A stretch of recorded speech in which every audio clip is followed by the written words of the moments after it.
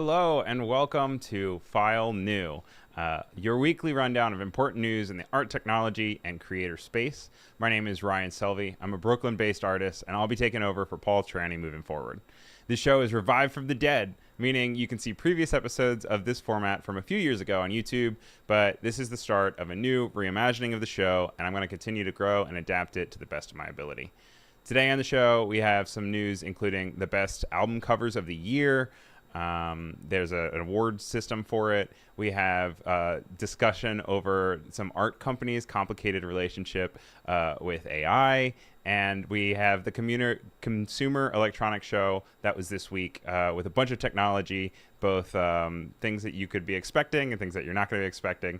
And we'll be able to talk through all of that. We'll also have some time to spotlight some work, have a font of the week, creator resources, and a few thoughts on rebrands from Honda and Trivago, all packed into one tiny hour-long show. So as the show evolves and grows, I'll be exploring and experimenting with different segments. Thank you for your patience as I find out what works best and what we can cut. With that in mind, please let me know what you would like to see and what interests you. You can sound off in the chat on YouTube or Behance. And of course, you can always find me online anywhere as Ryan Selvy, RyanSelvy. I'm really excited to be doing this. I've always been an internet news junkie, and it's exciting to be able to share my findings with you here every Friday at 4 p.m. Eastern, 1 p.m. Pacific. If you can't make the live shows, though, don't fret. I'm going to try after this episode airs to look into the distribution process of making this available wherever you find podcasts, so you can catch up with the best news of the week, whether you're in front of your computer, on the train, or out for the run.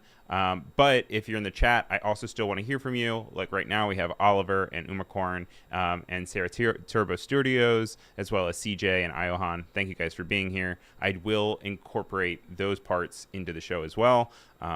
And justifiably, if it makes sense to make the final cut or not, we shall see. But I guess we should just hop right on into it and hop into our very first segment, which is the news.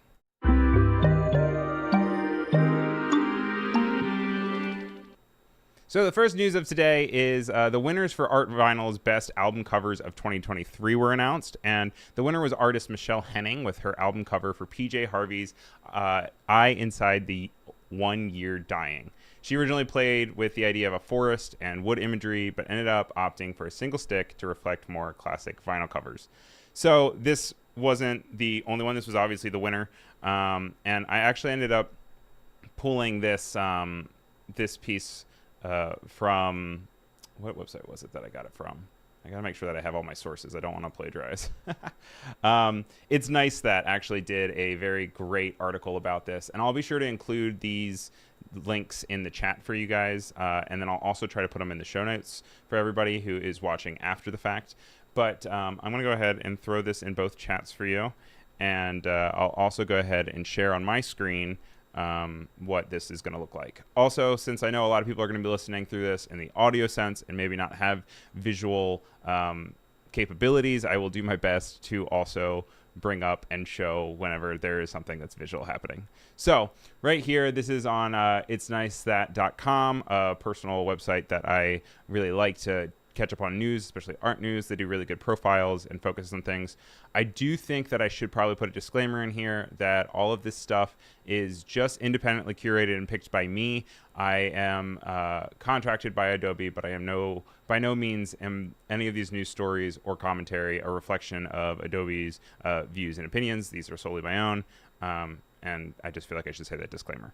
So with that said, you guys can see that this PJ Harvey was the original winner for it, but it is the hands of a lot of other different great album artwork. I would love to hear what you guys are interested in and what you find exciting. This one's from Lil Yachty. Let's start here. AI generated, which is a whole nother conversation that we're going to be talking about every single week in this series, but we'll also be talking a lot about it today because there are a few stories that popped up. As you guys know, this is sponsored by Adobe. Adobe does have generative AI. I use generative AI all the time in Photoshop. So by no means is this some like, I don't know, entire smackdown of it. But I also am not going to just give it the benefit of the doubt. for everything. So we will talk about when it works, when it makes sense, when it doesn't make sense. We also have this one, which is Yeji with a hammer, cover up by Yeji. And this one's cute. It has a little sledgehammer. It's over her back, over her shoulders. She has what I think is some hair flowing over it, and then this sledgehammer that has a little like uwu face on it. And it kind of has this combination of cutesy, but also obviously there's the violence that there is with the hammer, whether that's against physical stuff or someone else. Then we have Blur, the Ballad of Darren, which was created by Martin Parr in Magnum Photos, and it is a man swimming, or I assume a man swimming in a very bright, saturated blue pool, and that is juxtaposed next to a very muddy-looking, stormy lake in the background. And it's really cool because it divides the image in tops and bottoms, where the top feels very desaturated, gray and brown, and the bottom is so saturated in blue that it just feels like a complete switch, almost as if you had a sky upside down. Like it looks like it has a grass up at the top and the sky is on the bottom, but instead it's actually just a really saturated pool. And this was for Blur, once again, the Ballad of Darren, if you want to look it up. And then we also have Gabriel's Angels and Queens Part 2, cover photography by Melody McDaniel. And it is someone having their face kind of caressed with these hands behind with really long nails. And I don't know necessarily if it is a violent or comforting composition. It's hard to tell, which I think is part of its strength, not necessarily its weakness. It's in grayscale. It feels like it's a pretty low res, like digital picture, maybe from the idea of, let's say, like 2010, 2011, which you can tell is a lower res, which is at this point is intentional. It's interesting because we have now gotten to this point where for the longest time we were trying to make it look like a professional studio shot everything, and everything was entirely, fully ironed out and there were no wrinkles. And now we're kind of going back to a place where we're referencing the late 2000s. And is it still the late 2000s? If it's in 2000 to 2010, is it late 2000s, or is that the late early 2000s? Do you have to preface it, like, because everything is, I don't know, because everything is 2000 now, moving on from that. But what I still am trying to figure out. I know I've heard people say the aughts, so maybe it's like the later of the aughts. But interesting composition, very cool. And then we also have the One Otrix Point Never Again design by ECCOPN and Online Ceramics, sculpture by Ringlund Instant. And this speaks perfectly actually to what I was just talking about, because it's a bunch of speakers that are being tied together with looks like slack lines, the little things that people walk across, especially out in nature. And it is pulling together these old computer speakers from the late 90s, early aughts. And it has a cool kind of like fabric feel to it, because obviously they have pulled it so tightly that it is then kind of impeding on the structural integrity of the speakers.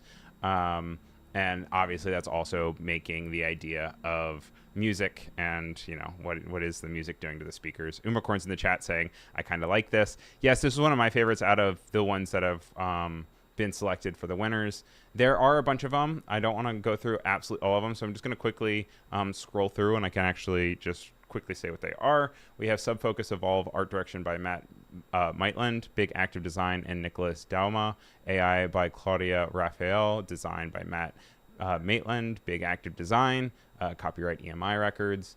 We have Sugar Daddy, which is a like a toy paint cover, it looks like, and it looks like a white figurine with little white accessories, and then a bunch of different like paints that you can then have. There is one that's green paint that is ick, which is kind of funny. And that is Scrounge Sugar Daddy, artwork by Amanda Took, and that's copyright Fierce Panda Records. And then we have the Twits, designed by Bar Italia and Allison Fieldling for Bar Italia. copyright Matador. This one feels older to me. This one doesn't necessarily feel 2024. This kind of feels almost 2022. I know that sounds ridiculous because that was only like a year ago now, but yeah. Oh, and sorry, as a correction earlier to what I was talking about with the slacklinings, they're actually not slackline things. They're actually the ratchet straps, which are holding down loads on trucks, which are even stronger, obviously, than slacklines. But then again, if people are going over gigantic things, you would assume that they would also have to have really strong integrity for those as well. And then we also have the Ryuichi Sakamoto 12, artwork by Lee Yufan, copyright Milan Records and Sony Music. And this one has scribbles on it. It feels like a flag of some sort. And Sony Music. We have a beautiful painting, it appears, but it seems like they're being knocked back by nuclear warfare, which is Geese 3D County artwork, Dolly 2 by Cameron Winter, retouching by the...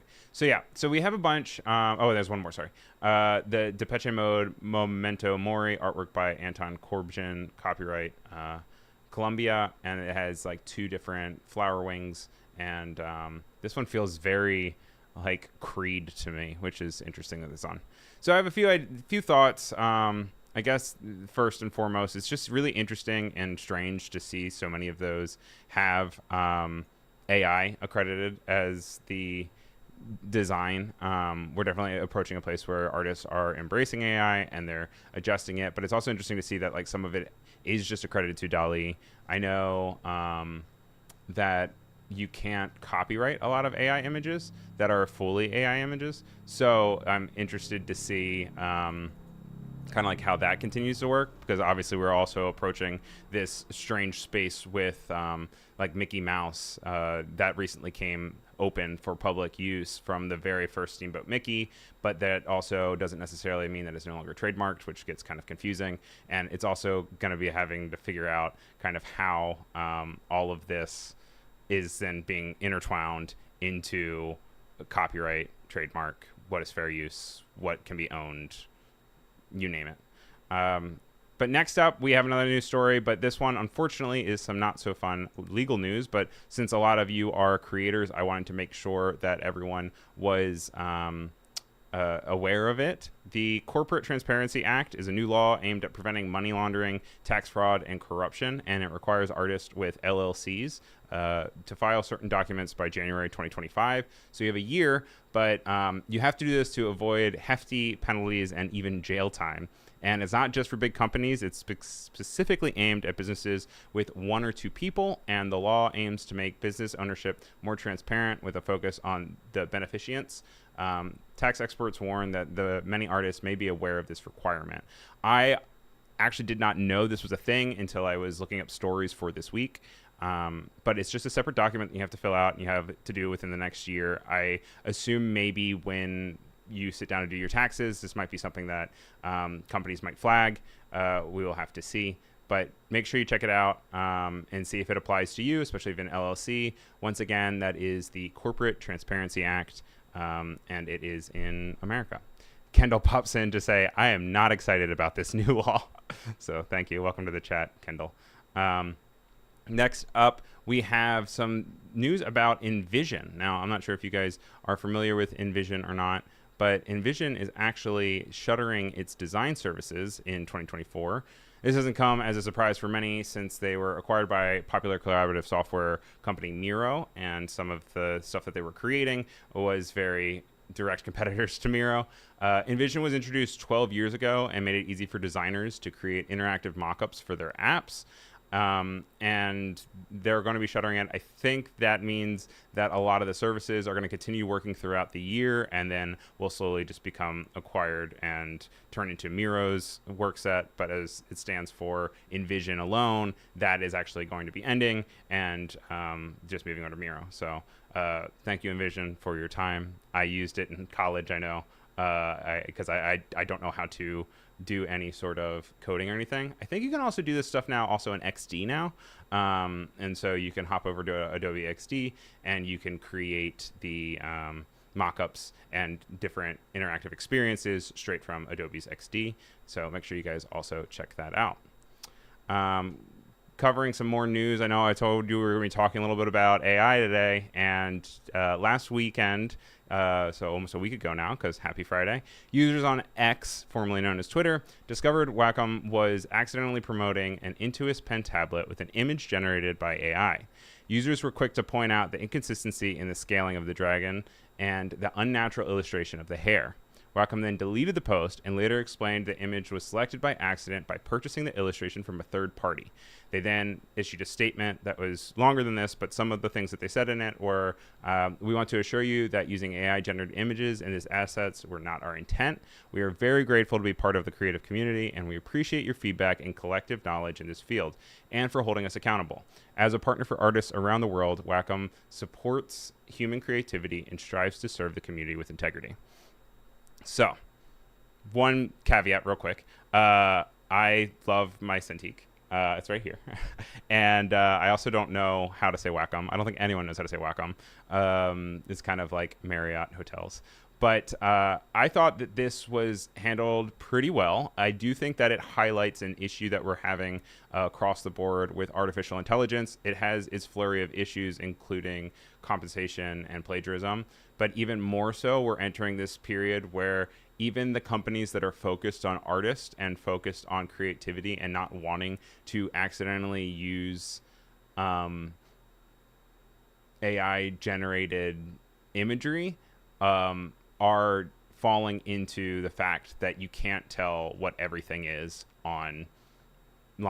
And I don't think that it is a shameful thing to buy stock illustration. I think that's a great revenue income stream for many different illustrators. It has its own thing. When I worked in the agency field, it was really good to be able to hop on and get an illustration for a reasonable price, and you could search for what it was and you could bring it in. They said that they had an AI system detection that failed in this, and I think that this is another instance of where we can't fully rely on the AI detection software, because the AI detection software time and time again is proving to show that it does not catch everything. This is also an issue in colleges with writing essays. People have been falsely accused of plagiarizing with their essays with AI, and it turned out to not be AI. Same with articles, you name it. But that doesn't mean that we can kind of just throw it all to the wind. I think we're going to have to continue to keep our eye on what it means to have AI generated art and how we interact with it, and being honest when it is what's for sale rather than when something is being for sale that is just for illustration.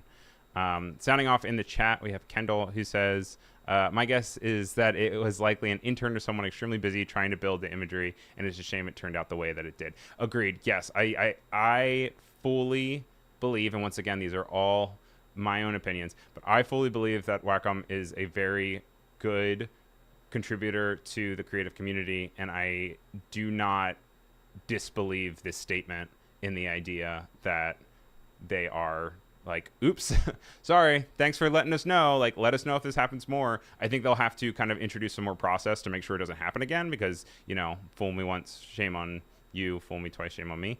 But it is something that I think is going to have to be adapted, but we're all learning at the same exact time. So I do have some feelings for it. Next up, I want to take a little bit of time to talk about CES, which, if you guys don't know, CES is the Consumer Electronics Show. It's out in Las Vegas every January. I have never gone. I always really want to go. It is basically when a bunch of the different electronic manufacturers come and just bring all of their stuff to the floor, and they have different press conferences, and they just say, hey, what fits, what's going to work. And for the longest time, it was getting a little irritating, because it was all just phones. But we are on this precipice of, once again, artificial intelligence and the idea that there is new formats and new things happening. There's also the idea of VR, AR, MR, XR, you name it. All of those are all different acronyms for reality. So that was virtual reality, augmented reality, mixed reality, extended reality. And one of the things, I have 4 different things that have been announced this week. And the first one would be, there is a Sony mixed reality headset for 3D content creation. Now, this is a headset that is specifically focused at 3D creators. This is not to play video games. This is not for kind of like a catch-all device. This is specifically aimed at what they say spatial content creation. And I think this is really interesting because Sony already has the PSVR 2, which is the PlayStation virtual reality headset 2. It is essentially, though, kind of bringing creators into the idea of being able to work with mixed reality. To follow that up, actually, even though they were not there, Apple also announced this week that they have a launch date for the Apple Vision Pro, which is $3,500, and that is going to launch on February 2nd. Now, something that was also real interesting about their announcement this week was that the company is asking all developers in the developer kit not to say mixed reality, virtual reality, augmented reality, extended reality, all of that, which is kind of the standard and what you talk about when you think of putting on a headset. You are actually being encouraged to just use spatial computing, which who's to say if that's going to catch on or not? Spatial computing is definitely a different approach to the idea of what is going to be included. The reason I'm including these headsets is because as creators, there is a new frontier and a new format for us to also understand how the work is being created. From my understanding, a lot of the developers that are working on apps right now for the spatial computing are essentially just taking iPad apps and changing them to kind of have curved sides so that they feel a little bit more natural in the Vision Pro atmosphere. But that will probably change once it starts getting into hands, because right now I feel like Apple doesn't really want people to buy this first one. They know it's $3,500. It's essentially just going to developers so that developers are going to be able to use it and create new things. Is it going to catch on? Is it going to be the new iPhone? Who's to say? I have a feeling we're getting closer to that. The technology is getting smaller. But it will be interesting to see once this comes out on February 2nd, alongside other things like Meta has their headset, and Sony was also working on that 3D creation thing. It'll be interesting to see where this kind of moves forward. Speaking of new frontiers, there also was another hit at CES, and it's called the Rabbit, and it actually has 10,000 units that they had for pre-sale and sold out in one day. And it is this small handheld device that is not a phone. It has a rotating little camera on it, so you can film towards you and elsewhere. And it is a new language model that is all, I believe, on system, and you can set up different things with it to only interact with voice. It's not app focused. So their whole thing was all of the technology that we have now is app focused. You think of your TV with Roku, you think of your phone, you think of your computer. Like everything is very app focused. They're saying AI is taking the app situation out of what you have. So that there's this idea that you can just pick it up, talk to it, and it will figure things out. That said, you can also go on and you like preload it with the services that you use. So you still will be using Spotify or Apple Music or what have you through it, but you have to set it up so that it knows to pull from the same catalog of stuff that you work with. My interesting thing is we have a bunch of developers, we have a bunch of creators that are producing content that is generally the fodder and the creation for all of these apps. They're getting rid of the apps. Does that mean that the content creators then have a closer direct streamline to people? How does that work with discovery? How does that work with how creators are going to broadcast their work and continue to talk to people? Because you're not going to pull up. Like, I mean, I guess you could say show me an image and then an image will happen, but I don't know what that looks like, and I'm intrigued and something to keep an eye on. But all 10,000 sold out within a day. I don't know how long this is going to last, because as long as like the iPhone or Google like implement more large language models onto their devices, I don't know if you're going to want to have another thing that you hold on. But it is really interesting to see. It's called the Rabbit. Check it on out. And I have one more story from CES for you guys. Also, welcome Andrew Hockadle to the chat. Mercedes introduced a system that changes the music based off of your driving. This doesn't really have much to do with creators. I just included this because I thought this was so weird and interesting. And will.i.am basically helped announce this from the Black Eyed Peas. And he is basically saying like it tunes your music to the way that you are driving, whether it is acceleration, deceleration, braking, turning, speeding up, slowing down. Like it goes off of that. And all the reporters that I read that tested it said they were skeptical going into it, but then it ended up not being a disappointment. And everyone's like, wait, this is actually pretty cool.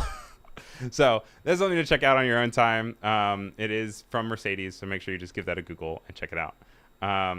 That's all the news that we have for today for Creator News and Art and CES. Thank you for sitting through with me for the technology. I do want to move on to another art piece that is a little bit news related, but it really wants to focus on what you guys think and what you have on your takes. So let's hop into thoughts.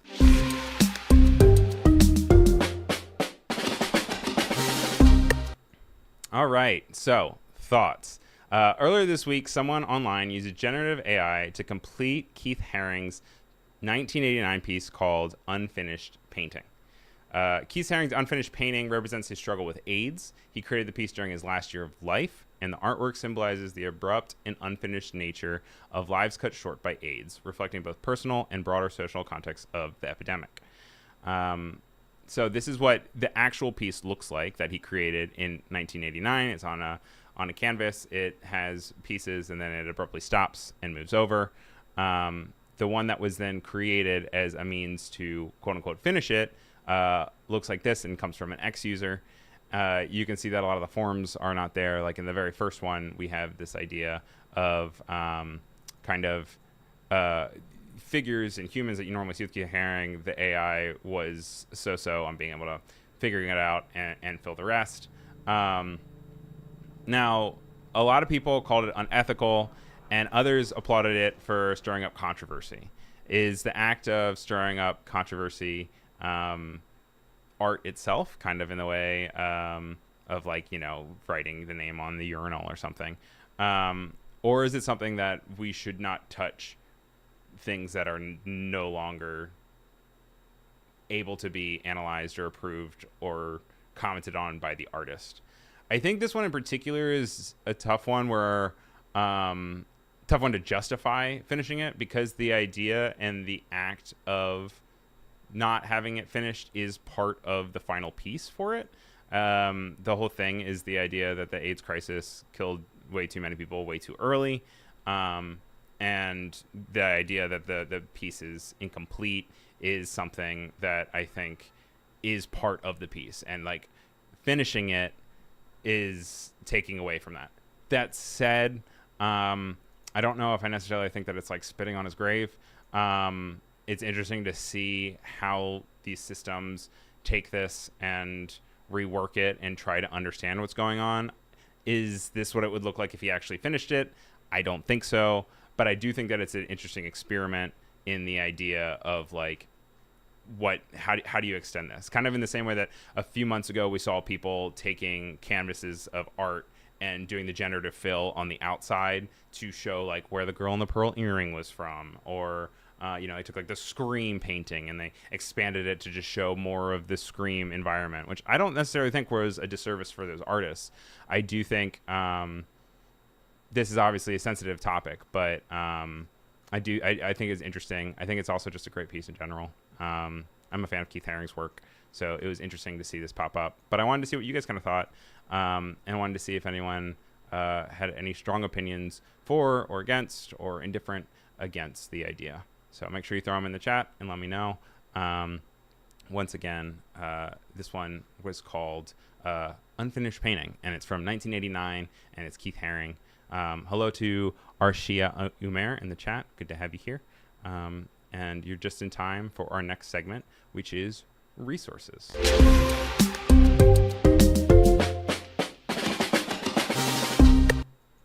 So the next one is a link to a website called Arena, which is are.na. And this is created by Cynthia Huyen Tan, not the entire site, but this specific link. And it is a collection of design tools that are open to the public that you can go and you can mess around with. If you actually are a member of Arena, you can even hop in and you can then contribute and reference the different design resources that are there. So it goes across the entire board. You know, we have resources for design seekers, designers that are cool. You also have people who are just posting some really interesting portfolio sites, a guide to creating your PDF portfolio. When you hover over these different things, you can see who it was added by. And Cynthia, for the most part, has added all of them. But I just want to add that it is possible to add from other people, so you might want to check as to what's going on. But her whole idea is being able to just share and openly talk about the resources that are being used to make creation. Like I said, she's a Brooklyn-based artist, and she has some really cool work, so make sure you check her stuff out.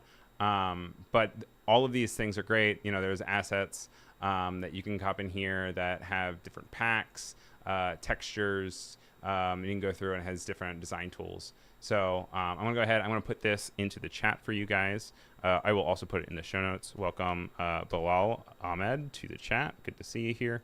And make sure you guys check out that for resources. Also, I will be constantly looking for resources for this show because this is going to be a recurring segment. So if you have resources or something that you use all the time that you're really excited about, please let me know. Get in contact, put it in the chat. I would be happy to add and listen and continue to make it so it's a community effort so that we all can benefit and, you know, just have cool things to work with, just because that's how it works. But speaking of things that are on the internet that are fun to find but isn't necessarily a design resource, let's hop into one of my favorite ones I'm excited about, and it's hyperlinks.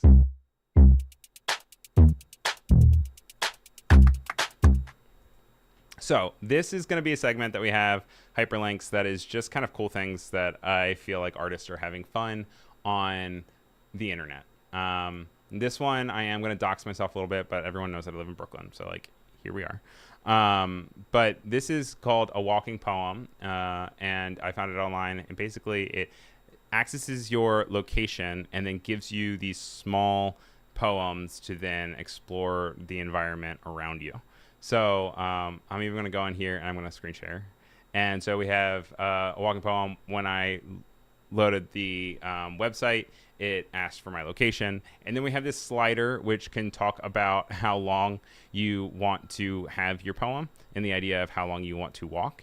And all it basically does is, we can say, is like super far, super close.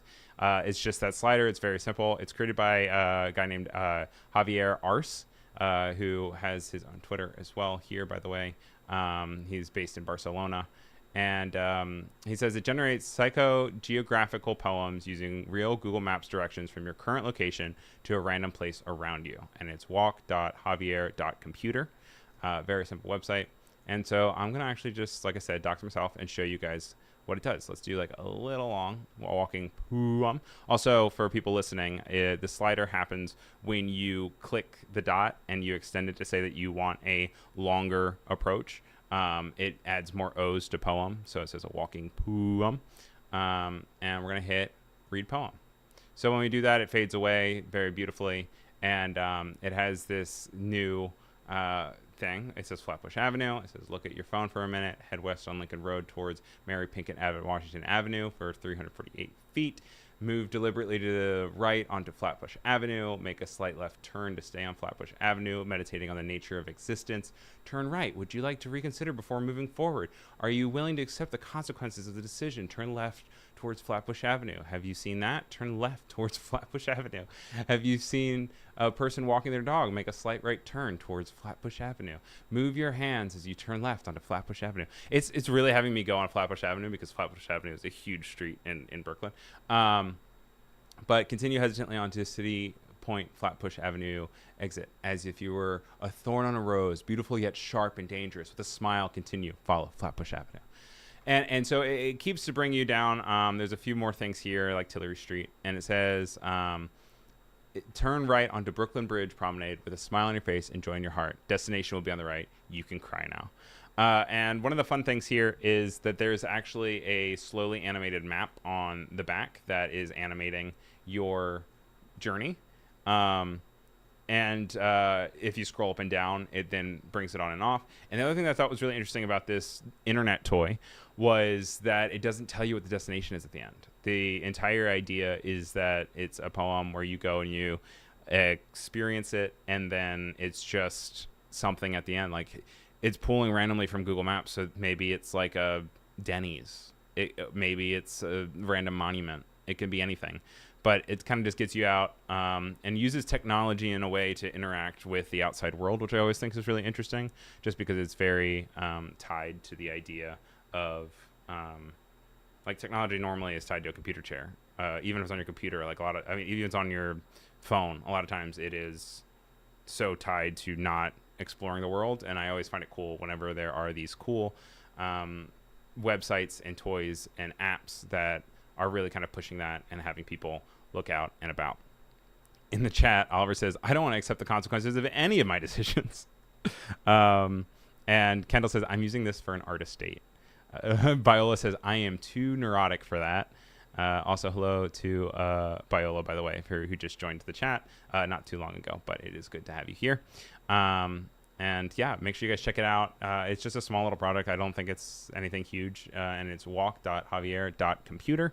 And it's completely free. And you guys should check it out. Let's go ahead, though, and hop into the font of the week.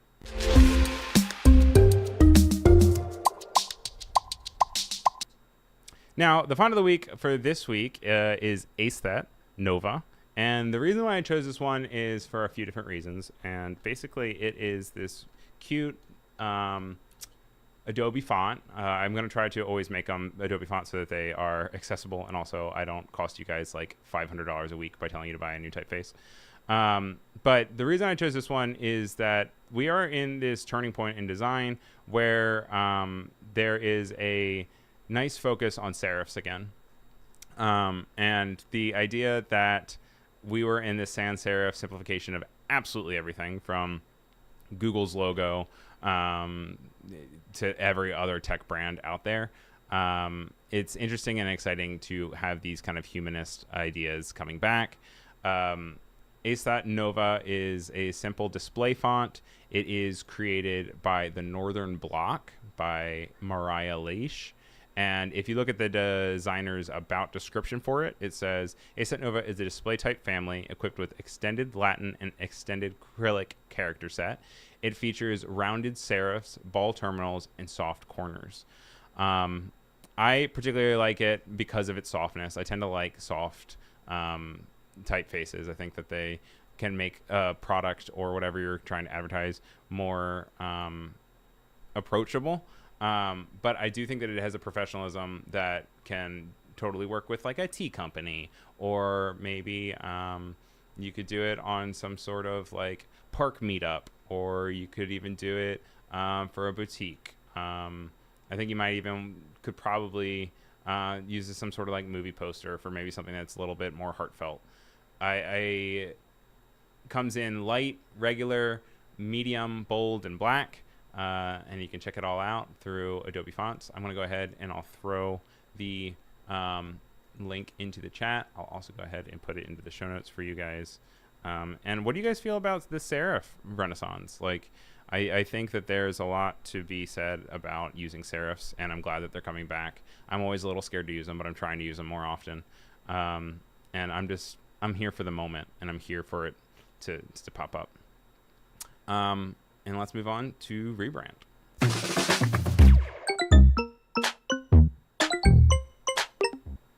Did you know that Honda has introduced a new logo? Reverting to a style reminiscent of its 1961 original, unveiled at CES, the logo will be exclusive to Honda's next generation electric vehicles. It features a simplified, flatter design with sharply angled lines designed to symbolize outstretched hands. I don't see the outstretched hands. I mean, I guess maybe.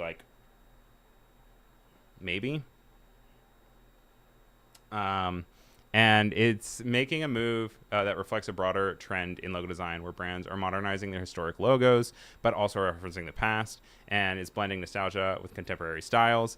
The new logo will be seen on roads with the production of their electronic vehicles in 2026, so you won't be seeing this immediately.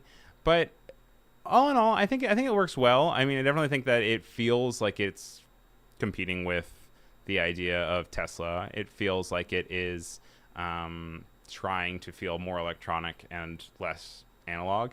And I think it still reads. I know a big issue that happened with Kia earlier in the year is Kia had this big rebrand and they merged all their letters together, and actually there was a report that basically there was a Google surge of people searching what the KN logo was for Kia, and they have stuck by their guns, and Kia still has their new logo. But I can see this on the front of a car. I can see this on grills. I can see this definitely like lighting up with LEDs. I don't think that is that insane to think about. It's pretty close to their old one. I do like the containment of the previous one. It gives it more structure and a better ability to be placed in more places without kind of having to deal with the negative space around it. But, you know, I don't think we should hate it just because it's new. There are definitely worse rebrands. There are worse rebrands. What do you guys think? How do you guys feel about it? Oliver's in the chat saying the KN cars and laughing about it. And Kendall is saying, as far as the Honda new logo, is saying, now I see a dumbbell. And Umacorn is agreeing that they also see it. So I could see a dumbbell with it. I mean, it'd be a very fashionable dumbbell. It's not directly through the middle, and so it'd be weird distributed weight for a dumbbell. But with that in mind, I think that it can still kind of have that illusion. But I don't think that it can be... There's worse things to be compared to, you know? Like, there's always the few things that you really don't want your logo to look like. And dumbbell is kind of one that's kind of fine. I think it'd be good. But a few weeks ago, also, while I was looking through this, I decided I wanted to talk about it, was Trivago also recently did a rebrand. And the older one is on the top, the newer one's on the bottom. They are adopting a playful, engaging style with hand-drawn illustrations to complement the new logo. The design was developed in collaboration with Design Studio, and I don't want to say this because of monetization. The studio is called Nice, S-H-I-T. And it features a new mascot, Hank, who is this little door frame that then kind of flips around and has colorful grinning animations to it, you name it. It has a new voice and a new logo, and I am not sold on it, I will say.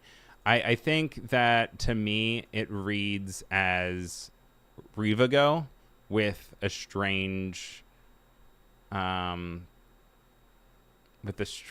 T, but the T doesn't read as like a T to me as much.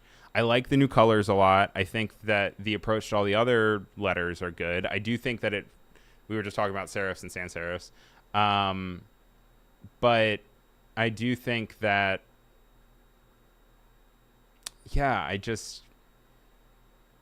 I don't understand fully the idea of the angled T. I can actually even pull up and show you guys a few of the examples that they use when they were announcing this, to show you kind of the different implementation of it. It was on Creative Boom, which is a great website. Let me go ahead and share my screen to show you guys. So here we go. You can see this is the new mascot. I saw in Design Trends that the mascot for the company brand is coming back.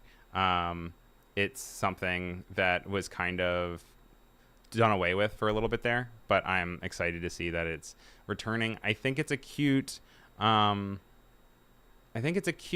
character. I don't necessarily see the direct connection with the T. I don't understand why the T looks the way it is. I also don't know what this is happening here. I don't know if it's supposed to be representing like this is part of it and like this would be the T, like this is upside down. But they have these cute characters that have a distinct drawing style. I'm glad they don't look like corporate design. They look like their own thing. I think that's really cute here. I love the colors here. I love the typeface that they chose for everything else. It's cool that they show that they kind of doing sliders for the animation of the Hank character. But if it were to come down to it, I think it's still a successful rebrand. I think that it's not bad. I just don't like the T. I would scrap the T and maybe keep everything else. Viola saying cute idea. Umacorn says it looks like a person falling backwards from some height. Oh, interesting. Yeah. Like, woo. It becomes a weird backwards Y. Is it supposed to be an arrow? See, I feel like all of this is stuff that is I feel like you with testing it. The Creative Boom seems to take an approach where they liked it, which is interesting. I mean, I don't necessarily think it's a poor redesign, but I do think that I would just change that T.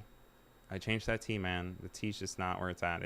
It really does look like someone falling backwards, and I also don't fully understand the animation of it. Like, I also don't know why there's 3 different things. It says that it was inspired by the Trivago mascot Hank, a simple door hanger created by Design Studio. And once again, don't hate the character. I don't like the tie into it. It says the bold logo is a beacon of the brand and includes a shorthand symbol made up of a check mark to represent search savvy and a smile which reflects the Trivago experience. I don't think that reads. It has a custom font, Savvy Grotesque, created in partnership with Studio Fixine. This is contemporary and careful typeface, supports several hundred languages, enabling Trivago to communicate with its audience around the world. Perfect, great. Loves when company have their own specific typefaces. Great. Anyway. Good on you, Hank. I hope you guys figure out the logo. Keep Hank. Change the logo a little bit. It says there's a check mark. I don't think it's reading. Let's move on to Ticketbooth.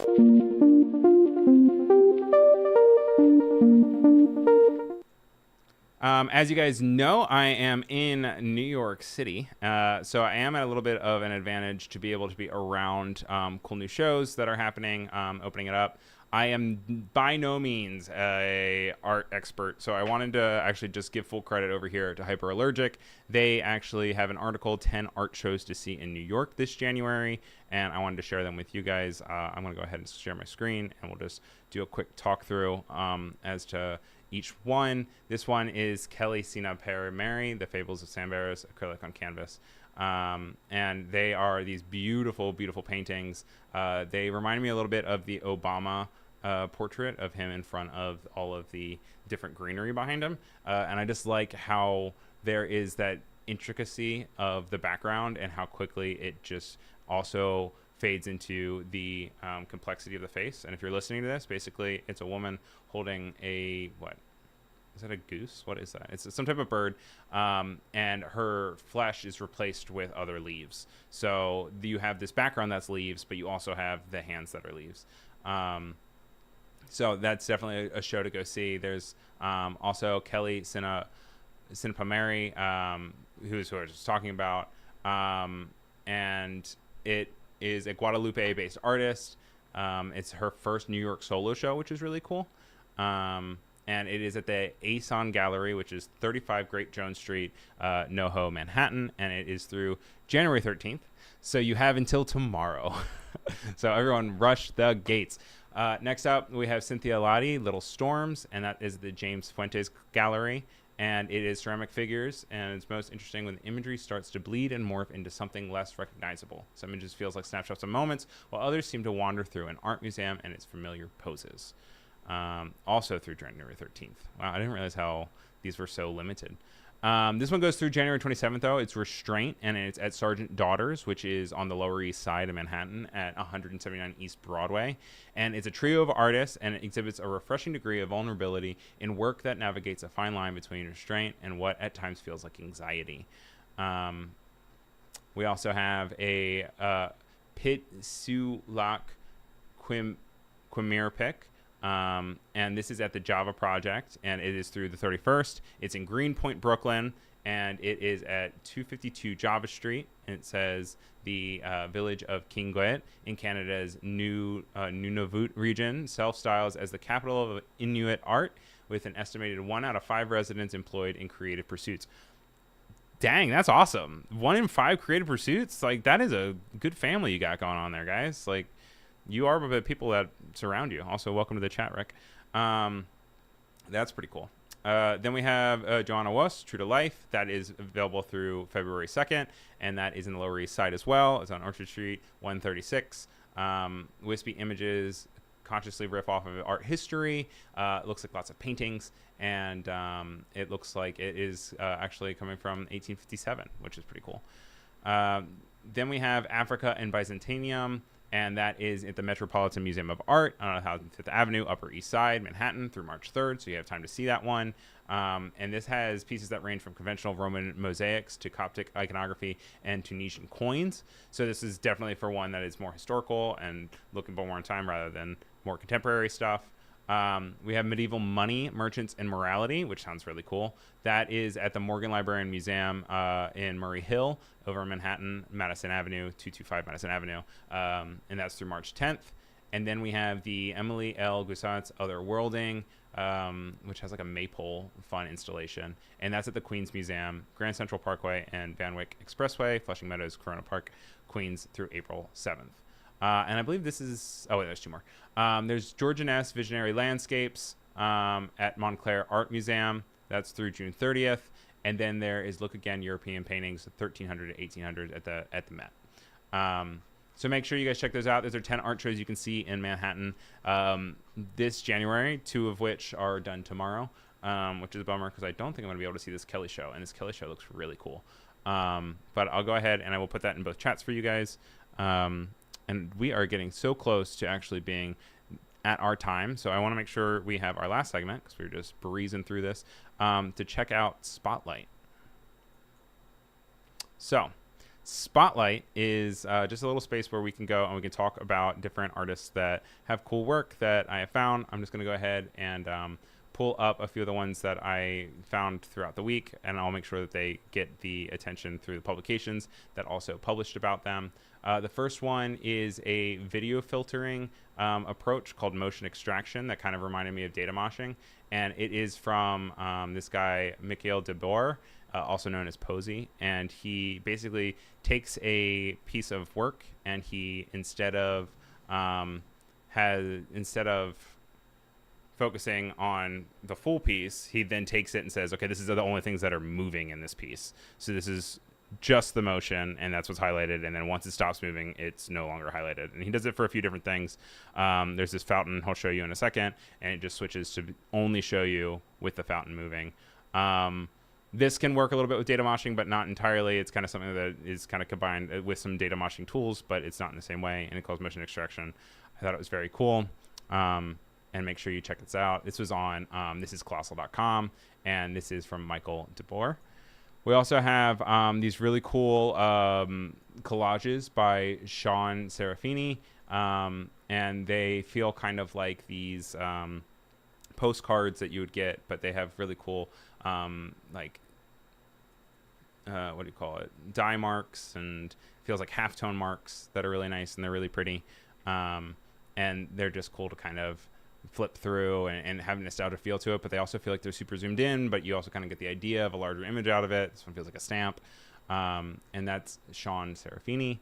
And then one last thing that I want to pull up is also from This Is Colossal, and it is these giant cones that have been wrapped around a column, and it says SPY transforms a Ghent building into a spiny thicket of bright orange traffic cones. And I love the close-ups of the views of these images. It's cool how when something's in bulk, it can look like something else, and then they illuminate it from the inside. So then they're like these glowing orange towers. They have aerial views too, which is really cool. And I just thought this was such a cool story, and I saw this and I thought I would have to share it. But anyway, that does put us at time, you guys. Thank you so much for listening to me ramble on for an entire hour. We will be back here again next week. As I said, if you weren't able to catch the full live stream, I am going to be looking into having this available with your podcast, both maybe a video or just audio. And I'm really excited to kick this show off. This is episode 39. I have it for the next foreseeable few weeks. So we will be here every Friday at 4. It will be on the dot because it is through Adobe. So it's not like I'm like, oh, 4, but maybe I'll go live at like 4:15. Like I will be live at 4 o'clock every Friday. I hope you guys have a great rest of your weekend. Thank you for being here. Thank you to everyone that was in the chat. Make sure you give me a heads up if you guys are inspired by anything throughout the week. And I'm excited to see you guys all next week. I'll be gathering all those news. Let me know your favorite fonts. Let me know different people to spotlight. Let me know different rebrands that you see. And we'll go from there. But thank you for watching. I'll see you all next week. Take care. Once again, I'm Ryan Selvy, RyanSelvy. Follow me on Instagram, YouTube, you name it. And I hope to talk to you all soon. Thank you for watching. Bye.